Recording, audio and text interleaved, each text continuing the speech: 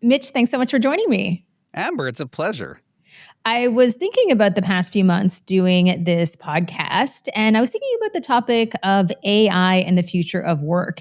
And then I realized we hadn't really had someone on to talk about the question that I get asked at every single keynote that I do, which is, will AI take my job? And I thought Mitch Joel should answer this. What do you think? Well, I think it depends on what the job is. Like right now, I really think if your job is completing repetitive tasks, you're toast. Now, when people hear that, they go, well, I'm safe because I've got an advanced degree and I've been doing this for several years and I'm in middle management or I'm in upper management. And I think that that's kind of similar. And so, yeah, tasks are a problem right now. Like who you are and what you bring value to will be the bigger question. But when I think about it right now in particular, my thoughts go to this idea that if I think about my own personal experience running an agency before we sold it, you accumulate all this experience and then you kind of know how to do something in a certain way. And then you repeat it for other businesses. Like these businesses show up, they could be retail, telcos, banking, government. And as they're speaking and telling you their issues, all you're thinking about is, oh, we've done this for that. We've done this. We know how to do that. That also is something that AI loves to eat for breakfast. And so the way I would frame it isn't so much is it coming from my job? It's really thinking about how much of my job is really sincerely just tasks. And then how much of my job is based off of the repetitive nature of my experience. And so conversely, what I would say to you is when I'm speaking to my peers and friends like you, and they'll say things like, hey, is Claude acting weird with you, or is ChatGPT not as good as it used to be? My answer has always been for the past 3+ years, no, mine's awesome. What it took me a while to realize is that I'm kind of a victim of the situation I just created because over the past 20+ years, like you, all of my content has been publicly available and accessible free. Now, some of it hasn't, let's say the books, but we all know that the publishers, those books were sucked into these large language models too.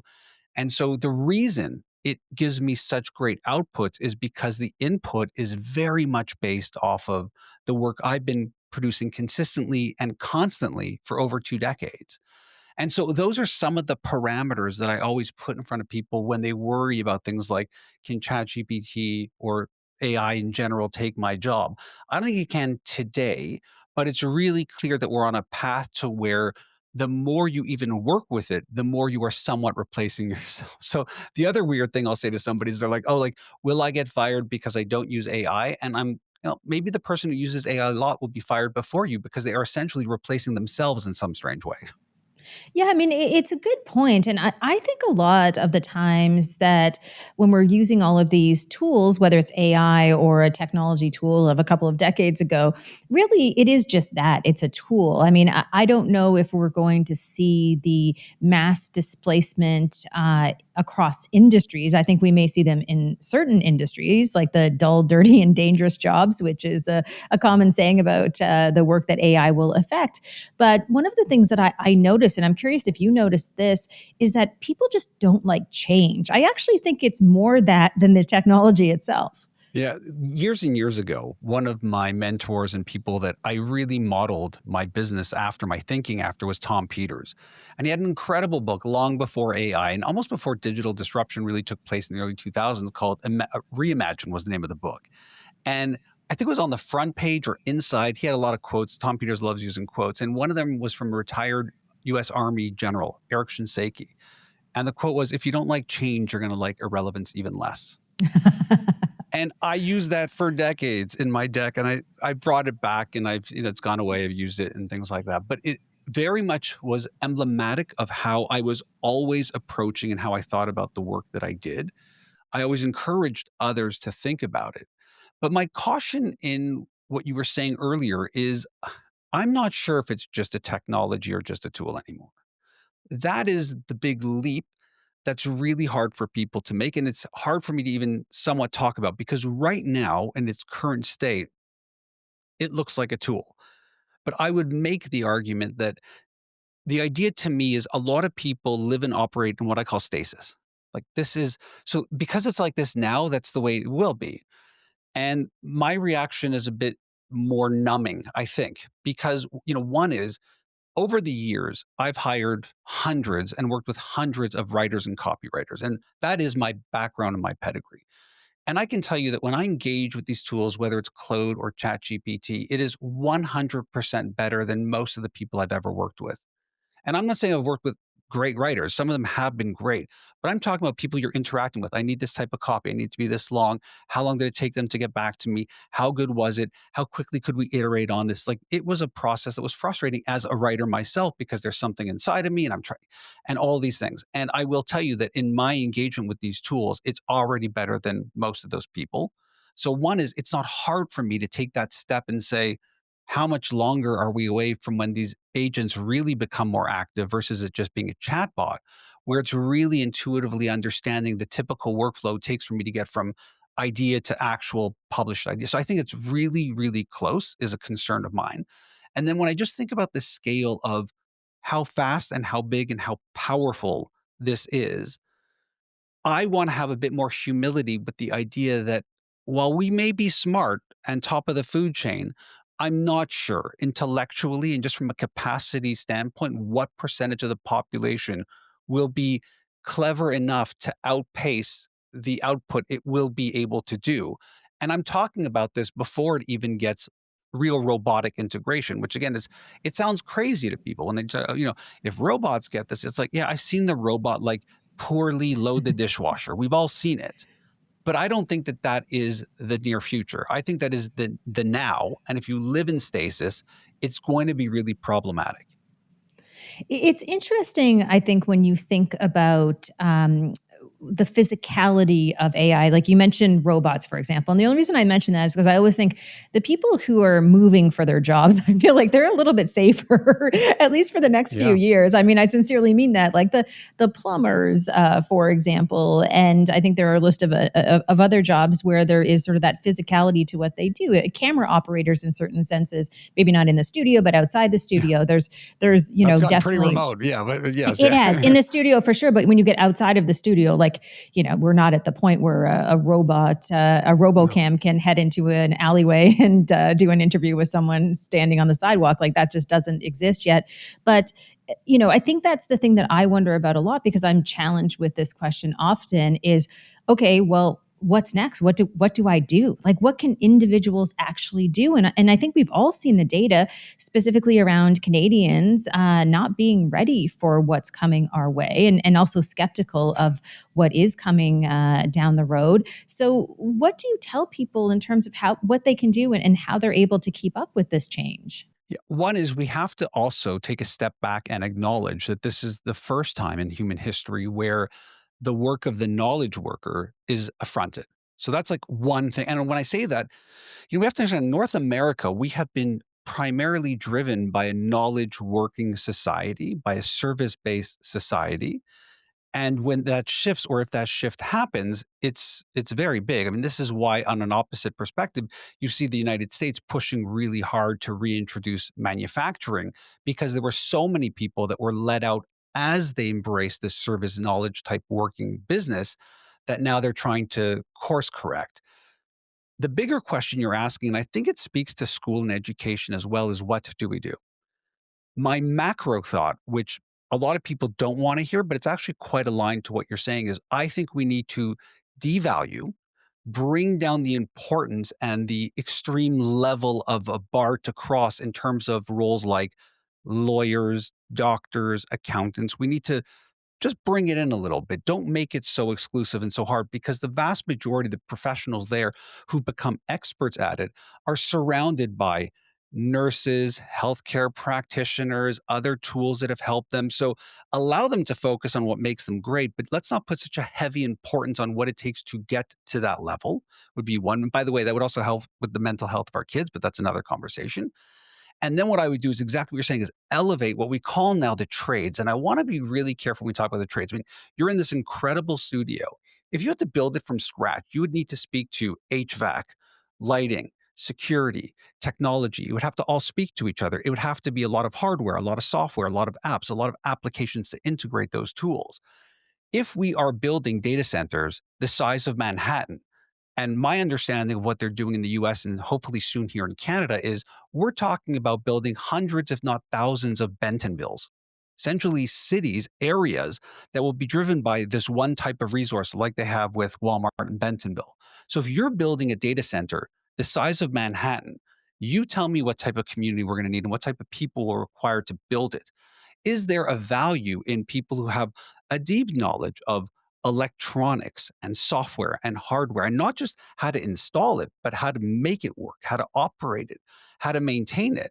These are like incredibly sophisticated types of work that require a lot of years to become an expert in.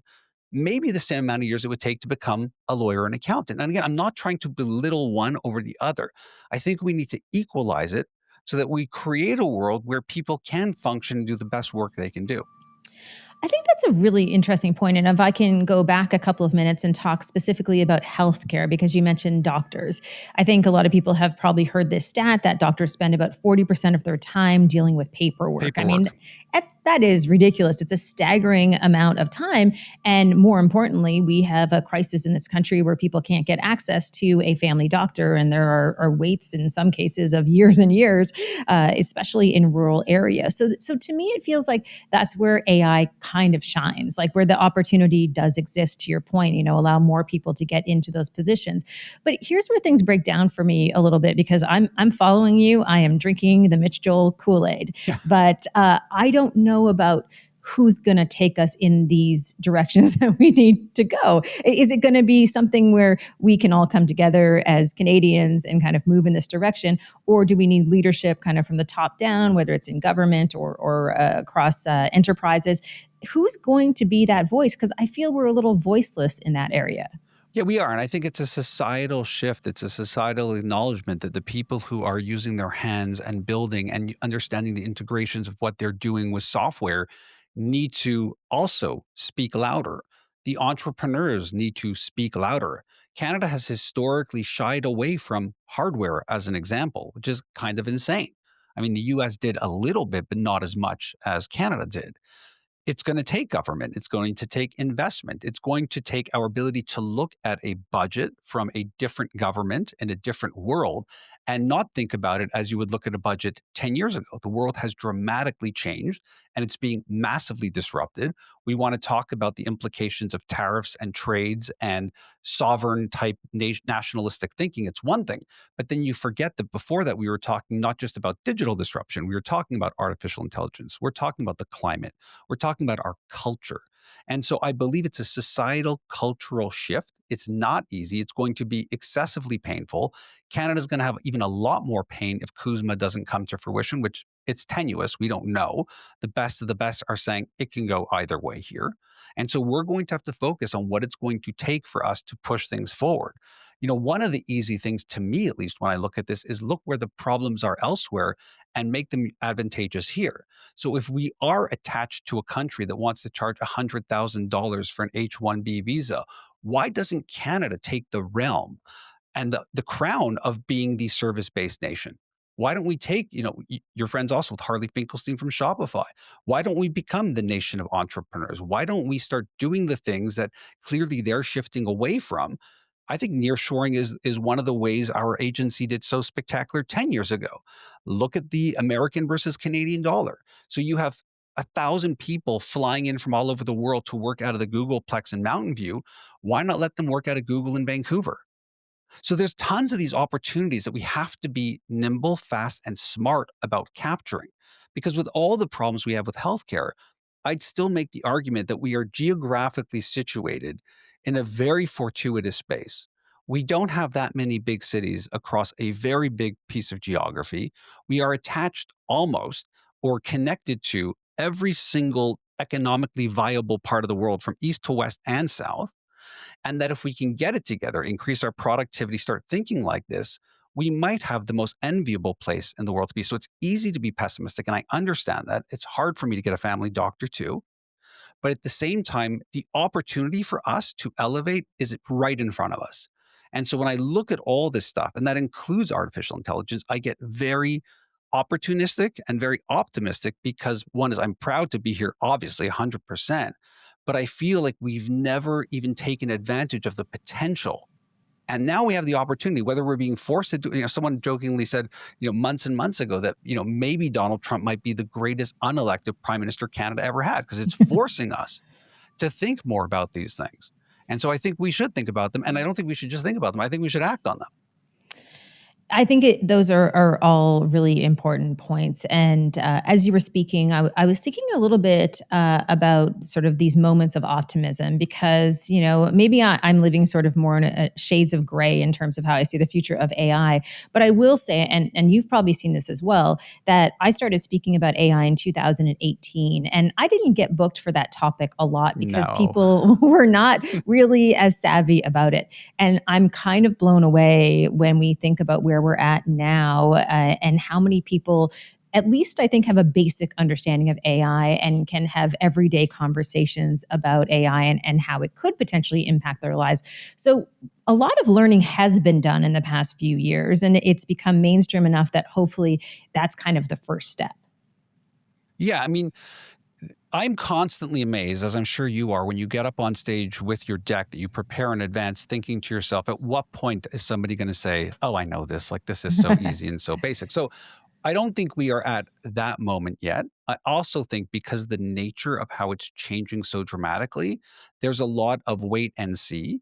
Much like in the early 2000s, what I see a lot of is the bifurcation between the marketing department and the technology department. So again, you have senior marketing executives who recognize they need to be on this. And at the same time, they're terrified of their technology infrastructure because they're not sure if they have LLMs. They're not sure if they're air gapped. They're not sure about the data in there. What does it mean? But they're also understanding that they can't not start moving down this road. And a quick example of this is even, with ThinkersOne, my startup, and I'm dealing with a lot of service providers because that's the model. I don't want to have a lot of employees. I want to deal with partners and agencies and people like that. And my first question is always, are you using AI? And then I dead pause and just sit there silently. And I can see them doing the mental gymnastics in their brain. What are they thinking? They're thinking, well, if I say I'm not doing AI, do I not have the work? If I say that I am doing AI, do they think that the work will be done faster and much cheaper, or will it devalue the knowledge I bring to it? And the answer I'm looking for is yes, we use AI because we recognize that those tools will make us that much more effective. This is how we use it and this is how we think about it versus no, I don't do this because candidly, I don't want to hire a video editor that's not using AI tools at this point. I don't want to be stuck in the world of an hour for every minute of editing when I know these tools are way more effective or can get us to at least 80% of where we need to be. And so it's this type of value creation I want people to start professionally thinking about. It's not about replacing you or doing, it's about using it to make you that much. I don't know where you sit with this, Amber. Every day I feel at my age that I'm so much smarter, so much, I have a perspective. I feed it in. I tell it to straw man the argument, steel man the argument. Now give me that perspective. If it was Roger Martin. Give me that perspective if it was AmberMac. How would she see this? And at the end of the day, whether I'm using something or not, I can't not look at this and think, wow, I'm so much better for it. Uh, I would agree in the sense that I think it allows us to kind of supercharge what we're doing. I would also argue at the same time that we're probably in a unique situation right now. We're both very entrepreneurial in terms of what we do. But I have to ask you the question, would you want to start an agency in this day and age? Would that be something that, continues to be important? Or are people who are going small better off in the long run? Because I think you have to be able to move quickly. And that's also something people really struggle with. So, agencies' real success to me lies in specialties. It's the reason why we had the valuation we hit with the multiple we hit in terms of being sold, which was we were at the time exclusively digital. So that was something new. Now, not so much. But if you're seeing agencies that are specialists in Shopify, specialists in HubSpot, specialists in pharma, B2B, that type of niche, I think always they will have effective businesses because you are essentially becoming an expert to add supplemental superpowers to whoever that partner is who needs that specific type of service. And that could be, by the way, not just industry based. It could be, I'm speaking B2B or B2C. It could be technology based, like we are specific partners for this, or it could be around a world of search engine versus answer engine now would be the new thing to think about. So I always think that smart businesses want to partner with the smartest people who have a specificity in the problems they're trying to solve. And to me, that is exactly what being an agency means. You are an agent of that brand and or an agent of a specific type of thinking. Do you think, though, businesses of the future will be smaller? Because I think that's something that we should probably have some honest conversations about. Because, I mean, right now, if you were to start a business, I think it's incredible, to your point, of how many AI tools you could use to do everything from build your website to help to create video to do marketing copy. I mean, the entrepreneurs of tomorrow, the amount of access they have to tools that, for both of us were not available when we started out, it is really exciting and incredible. But do you think we're going to have to sort of think smaller in terms of how we build businesses, not these massive corporations that we've seen over the past few years? I don't know if it's going to be an either or. People who know my work from the early 2000s know that my favorite saying is everything is with, not instead of. I don't think one's going to replace the other. Here's what I would say. It's clear that the large businesses that understand this are scaling. There's just no way to avoid this. We had a world where we couldn't have even imagined a company having a $1 trillion market capitalization. And suddenly, not only does a company hit it, but then you have multiple companies hitting it and then multiple companies multiplying to be $4 or $5 trillion of market cap. So that leap just demonstrates the speed of which that is happening. I don't think that's going to necessarily stop, nor do I think there's any signs in my view of what I see in modern capitalism in the markets that anybody wants that to stop. On the smaller business front, my thinking is very much that people like brands like Shopify made the idea of starting a business as easy as stepping over a crack in the sidewalk. When you and I started, it was a bit of a hurdle.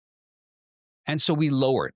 But what I find really interesting in that is we have not seen yet a higher success rate.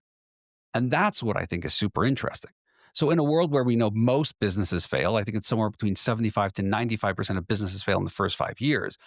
With all of the new businesses being created, you would think we would have a lower rate there, and we don't. I think there's something curious about the answer being in something around being an entrepreneur and running a business is not easy. Does that mean we're not going to have awesome types of employment? We will. So I always say you can be an entrepreneur, but you could also be self-employed. You could also be a solopreneur. I don't think they're the same thing anymore. And so we might see more and more people deciding to be solopreneurs, freelancers, working more like that in their own lifestyle, types of work they want to do, tools they want to access. But this desire to create, to commune, to build commerce, I don't think that that's going anywhere. What about your future and what you do? And we have a similar path in terms of speaking and writing books. You've written way more books than I have, but podcasting. Some people ask me all the time, like, aren't you worried about the future? I am absolutely not. I'd be curious what you think. When you're in the business of the future, it's always a very wide and long highway. So there are many businesses I'm engaged with where I think that runway looks a lot shorter or a lot narrower. When you're talking about where things are at and where they're going, those are two very interesting spaces. Like I always jokingly say, I'm not a futurist, I'm a presentist. I'm really good at showing businesses what technological changes have happened, how consumers have adopted them, and what that gap is between what you're doing and how consumers actually act. And in that has been obviously a multi-decade career and fantastic. It doesn't mean I'm not thinking about where things are going and how they're going to evolve.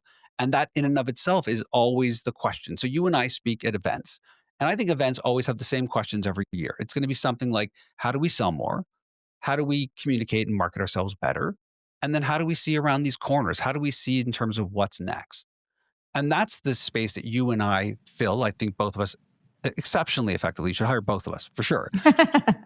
But that's a question people always have, like, what's next? How do we get there? How do we stay ahead? So once you're playing in that sandbox, and I didn't start there, I just wound up there, you realize that how does that ever go away? I also think if you go to events, and I think more people are doing this, and you are within a room that has like minded people or people challenging and having conversations, whatever it might be, there's an energy to that. And there's an emotional part of that. And I've seen this at events recently. I just moderated a session on the future of democracy. And it was just such a fabulous gathering of panelists and audience members. And I thought to myself, you can never replicate this in the digital world. No, like we had COVID and all of us watched concerts on YouTube. Is that the same as going to a concert? It is not the same as go. So I'm a big fan of the C word, commune. I'm a big fan of that. I think even when I speak to young people about future careers, do a career, be involved in a career that requires, that is a part of the commune world. People do want to go to a cafe, even though they can get a Keurig or an espresso right over here. People don't want to watch a live band on TikTok or Instagram. They want to go and experience. They want to go and try restaurants. They want to be in parks and libraries and shopping malls. So that, and that's where the physicality of it is really important to think about as well, which is, it is true that we can just do this, but I think we both know that if I were in Toronto, it would be much better if I was sitting next to you in the studio. It's a much better because it is. That, Yes. and so it's not that one is better. I think that physical is better. It's that we have a whole palette of ways in which we can engage, build, think about consumers, communicate to them. And it's going to be in that palette that new businesses are going to be formed, and that I hope individuals start really thinking about, what is it that I do beyond these tasks? To bring it back to where we were originally. That's the fear. My fear is that people just stay on their Zooms, they follow their calendar, they don't connect with people, they don't learn, they don't grow, whether it's their elders in the organization or the noobs. It doesn't matter. Everyone can be a mentor, everybody can have ideas. That energy is very hard to get in these little digital squares and rectangles. They just are. I think if we loop back to the beginning of the conversation, I think that is why I worry less about the future when it comes to AI, because I do believe even if we have artificial general intelligence, I mean, that's a long way off. I don't know if you can sort of replicate some of those things that you're talking about in terms of being face to face in the room with other people, going to concerts. Like we listen, AI can fill a role in a lot of different respects, but there are still those things, I think, human to human that make things, I think, just so unique that can't be replicated by artificial intelligence. And so I often tell people, spend your time there. Like, what can you do as a human that is different than what can be done by artificial intelligence? And I know that's, pretty straightforward advice for a lot of people, but I do actually sincerely worry that there are a lot of Canadians and people around the world who don't even understand how AI can help them with those day-to-day tasks that you talk about. And so they're taking, 8, 10 hours doing something that AI could do for them in just a few minutes. And that's where I see this divide happening, which I think is a little bit frightening. Yeah, I mean, that's the now divide. The future divide that I would submit is, we just don't know what happens if we introduce an intelligence that is somewhat superior to us, whether it's artificial general intelligence, artificial super intelligence. So I've been following, obviously, a lot of the doomers because I'm curious what they say. And you have people like Eliezer Yudkowsky and that crazy book he has called "If Anyone Builds It, We All Die." But the thinking he provides as where he is raised, because he's a smart person. This isn't just some kook with aluminum hat, tinfoil going crazy, is very reasonable. The example he would say is something like, when humans first came on the savannah and we started eating to survive, if you would have projected out that suddenly we would be obese, we would require medication to lose weight, and that all we would crave are sweet and salty things or fatty things, it would sound completely insane to that person. And that's the type of thinking I'm trying to do when people talk about age. It's, we can never imagine that that's how we would evolve. You take an artificial superintelligence, and we just don't know the random things that it would pull together to create the next society or more efficient society. Again, it's like taking an initial person who's fighting wars with a spear and talking to them about nuclear weapons. It wouldn't even make sense. How do you even create that? That's my concern, my counter to people who say, like, AG, I won't be able to do this. I'm like, I think the problem is it's going to be able to do things we can't even think about that would take us hundreds of years to potentially evolve into. And that's where I put my attention and thinking towards those doomers a little bit, because those are plausible things that humans have done over our very brief time through evolution. It is also fair to say, and I think that it's worth having this conversation, and I talk about this a lot, and we discuss it on this show a lot, is that there are some technology leaders, if I really focus on what they're doing, I could very quickly get to that kind of, potentially a doomsday scenario, right? And I guess, however, I'm still a little bit optimistic that the people leading this future of AI right now are not going to be the people who truly actually lead it, in 5, 10 years. I think there's going to be a new wave of hopefully entrepreneurs and leaders who take us in a better direction with some of this tech. Do you worry a little bit about some of the tech leaders who maybe don't seem to have the same values that the average person would have when it comes to artificial intelligence because they, again, are going to make an enormous amount of money? I don't worry about them in that sense. I worry more that I can't recall, you can tell me if I'm wrong, any innovation or technology where the people pushing for it and have the most to financially benefit from it are also asking for things like regulations, and also saying things like this could be extinction level problematic. Like, that's what's making me look more sideways at this, that they're not saying everything's great, everything's going to be perfect. They are in and of themselves worried about what happens if we let this out into the world. And that to me is a point of real curiosity, because you would think that if they are the evil mustache twirling type of individuals, that it would all be roses and peaches and belly rubs and jelly beans, that that's all we're talking about, how great this is going to be. And they're not saying that. And I think that there's, it's one of those, what's the saying, that when people are saying what they actually are saying, maybe we should believe them.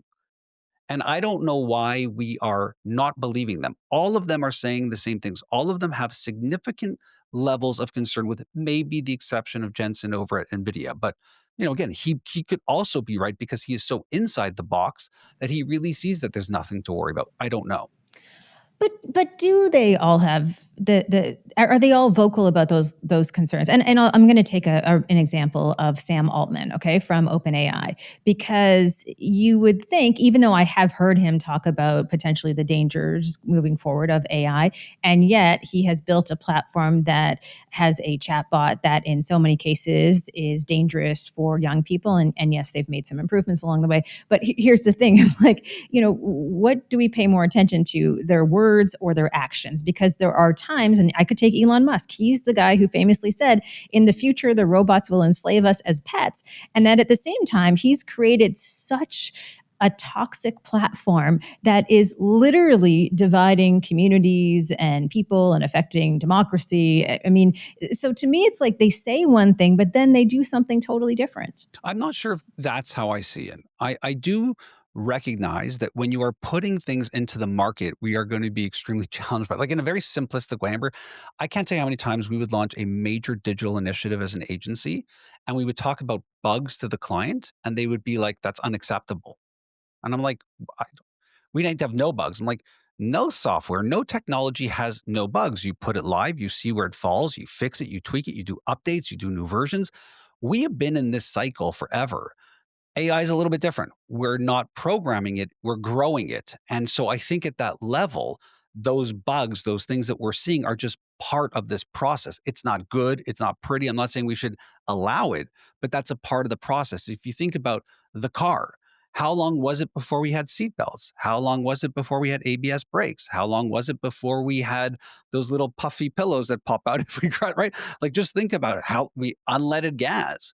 Like, we went for decades in unsafe environments to eventually understand the problems and learn and do safety. We didn't say, let's not develop cars anymore. That would be a, and so when I talk about it, I kind of ride down the middle of the road a little bit, because I recognize that in the development of this type of intelligence, it's going to do a whole bunch of unintended consequences that we have to deal with. I'm not saying it's good. I'm not saying it's not tragic. I'm not saying it's not terrible, but that is part of it. Look at social media. Would you ever have believed that this is where think about where you and I started with this? We're going to have 1,000 flowers blossom. We don't need people like you and I didn't need massive media companies to get our voice out. I mean, it was the most incredible. We had meetups and camps and all sorts of amazing experiences, how you and I became friends. And I could never have imagined this as an unintended consequence of it. And yet here we are. Now, can we correct course? Can we fix it fast enough? Those are the questions we have to identify. And for everything Sam Altman is doing or Elon Musk is doing, I do look at the greater what's been given and think it's unbelievable. I mean, I'm hard pressed, as difficult as it may be to hear, that anyone has done more for the environment than someone like an Elon Musk with electric cars and Starlink and on and on and on. It's quite astounding. And so again, what's that balance? It's very, very difficult conversations. I think it is difficult. I guess it's what you're okay with accepting as collateral damage along the way. And I see too often, I know you see this too as a parent, and certainly not telling you anything new. I see too often that often kids become sort of collateral Yeah. damage in this scenario. Like AI companions. Well, we don't really need those and we don't need them for kids. And, there are things out there that are being developed that you and I, if Sam Altman or the guy from Character AI or Mark Zuckerberg came to us and said, "Do you think it's a good idea to have an AI companion for a kid?" We'd be like, "Hey, buddy, that's a terrible idea. You should not do that." And so I feel their level of risk taking where people, especially young people, are oftentimes collateral damage is actually totally unacceptable. Yeah, I'm with you. And even today, there was some new research that came out that said that even having computers in the classroom has led to a massive degradation in cognition. And so if I said to you 6 months ago, do you think kids should have computers in school or not? What would you have said? And this is the thing, like we kind of learn as we go. If you had said to me 6 months ago, should kids have computers and technology in class? I'd be like, how do you not? Like, how are you preparing them if they don't? And now we're seeing that all of these more longer longitudinal studies are demonstrating that actually it's really been a deficit to their cognition. Now, what do you do? And this is the thing of society is when as we get more sophisticated, as we get more intelligent, and we get access to more technology and more connected, we also see a lot more and we're able to understand and study things more. So again, what's the balance? If we didn't have that technology, we wouldn't be able to know that it's causing like it's also circular and look, it's immensely frustrating. It's very hard for me not to walk the streets and think that all of the great work I try to do is also leading to the problems our kids are having in terms of can't get off of the screens, what they perceive as valuable, what they think is socially correct, how they interact with each other. I mean, the whole thing creates this weird thing. And then I think, well, if I didn't have it, I wouldn't be friends with Amber. Yeah, But I it's mean, true. Like all of there's these lots of things are true. benefits. Yeah. Yeah, I mean, I get that. I always joke to people, I grew up in rural Prince Edward Island. I went to a two-room schoolhouse. I had no technology. And because of the internet, I've been able to build a career and employ people. And I mean, that has been my dream. And I've been able to do that only because of the time I was born, Yeah. Well, because it was the internet age. I tell this story. I started off in journalism before the internet, and I can tell you, as someone who knows that you pitch and pitch, and you usually never even hear back. And if you get a yes, it's quite minor. It's a really hard slog to be that journalist. And then you fast forward to the early 2000s. I started my blog and been very deep into all that technology, and I got an opportunity to work for Harvard Business Review, and I wrote for them every couple of weeks. I had a regular type of piece out in the world. And at the time, Facebook was talking about developing a currency long before crypto. And what I had said, I'd sent an article about how this makes perfect sense. And actually, Facebook at the time should have cut out all advertising and just gone that way, have its own currency. This way they could have, again, eventually they did marketplace and all these things. So imagine a world didn't have it. The feedback I got from the editor was, "You're not an economist. We can't have you publish this article." And I had that visceral reaction I had back in the late 80s of being a journalist and thinking, okay. And then I kind of like very quickly like gathered myself and realized I could just publish this on my blog and I can post this on LinkedIn and I could put this on Facebook. And of course I did. And it got a great reaction and it was a great conversation piece. And I realized at that moment that that's the difference between those two worlds. And would I sacrifice all that we have in terms of all this connection, all of this ability to have this type of discourse? I don't think I would.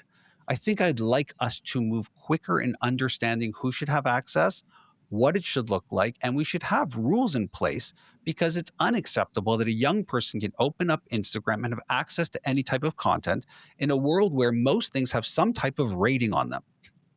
And yet Sure. we don't have that. I think that's a good way to end the conversation, because I wanted to ask you one final question, because we started with this conversation about the future of work and will AI take my job? You're a parent. I am a parent as well. What do you do with your kids to make sure that they are prepared for this world that we're in today and the future as well? Lots and lots and lots of conversations that are very ineffective. And At that's least the you're truth. honest. They are connected. They have that ubiquity. One of my kids is just too young. It doesn't have it. And I keep telling this story where we go out and there's a line and we're all sitting there on our devices. And this one is just sitting there looking around, taking in the world. And it was quite illuminating to me that I got to stop going to that digital rectangle in my pocket, that we are here, we are physically here, and we should connect. And so one, it's hopefully providing a good, to use some tech analogy, is I hope that the core coding is good. I recognize there will be software updates, there will be bugs, it will crash, it might require reboot, all of those things, but I'm hoping that the core code is solid. And that's what I hope to give them, is understanding the balance, understanding, are you using it for consumption or creation? Are you learning, or are you just using? Those are the words that I try to use, and I am not successful. Well, listen, we're all there. I certainly appreciate that comment. Before I let you go, where can people go to read all of your work and listen to your podcast and see what you do? Sure. So everything is at Thinking with Mitch Joel, or if you find me on LinkedIn, either of those, or Six Pixels or Mitch Joel, easy to find. All right. Well, this was so much fun, and I'm glad to say we have a dinner in the book, so I will get to see you in person very soon. So that's good news. I Thank you can't so wait. much. Thanks so much, Amber. Thank you.